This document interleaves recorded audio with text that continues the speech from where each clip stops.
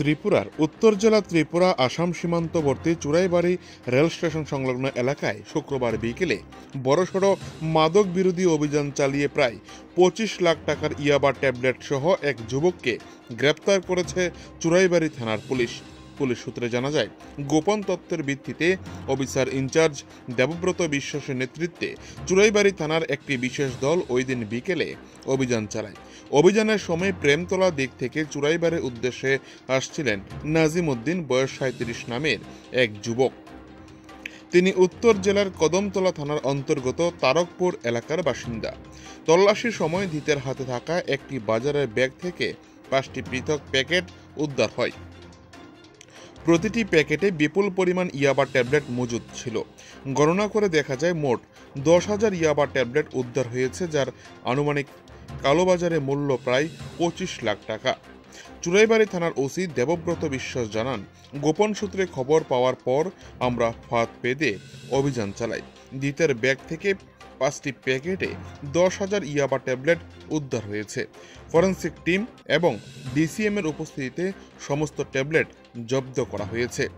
অভিযুক্তকে আটক করে মাদক দ্রব্য নিয়ন্ত্রণ আইনে মামলা রুজু করার প্রস্তুতি চলছে।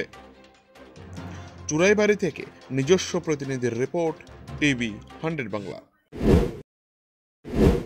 সিক্রেট ইনফরমেশনের ভিত্তিতে আমরা রেলগেটের কাছে আমরা আজকে একটা অ্যাম্বুশে বসি। তো আমরা একটা লোকজনকে আইডেন্টিফাই করি, সাসপেক্ট যে আছে তার নাম নাজিম উদ্দিন, বাড়ি তারেকপুর।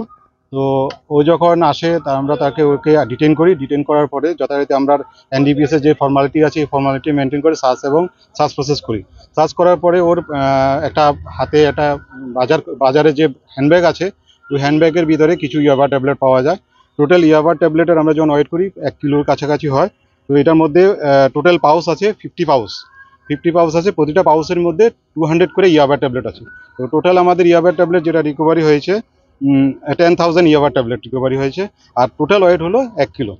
তো এটার বাজার মূল্য আনুমানিক 20 থেকে 25 লাখ হবে। অ্যাকচুয়ালি ত্রিপুরা ও তো আপনার প্রেমতলা সাইড থেকে আসার পরে আমরা বাকিটা তো আমরা ইনভেস্টিগেশন পারপাসে কোথা থেকে এসেছে কী এসেছে সেটা আমরা ভেরিফাই করে পরে ডিটেলস জানানো হবে। এখন প্রিলিমিনারি স্টেজে চলছে। আমরা যা ফিল্ডে যা প্রসেস আছে, এফএসএল টিম এসেছে, এক্সিকিউটিভ ম্যাজিস্ট্রেট স্যার এসেছে, তারপরে আমরা যা এনডিপিএস এর ফর্মালিটি মেনটেন করে আমরা স্পটে সব কিছু মেনটেন করেছি। পরে আমরা সার্চ সিজার করেছি। এখন একটা স্পেসিফিক এনডিপিএস কেস রেজিস্টার করা হবে ওর এগেনস্টে, নিজামুদ্দিনের এগেনস্টে। এছাড়া এর সাথে কারা যারা যুক্ত আছে তার বিরুদ্ধে আমরা যথাযথ আইন অনুযায়ী ব্যবস্থা নেওয়া হবে।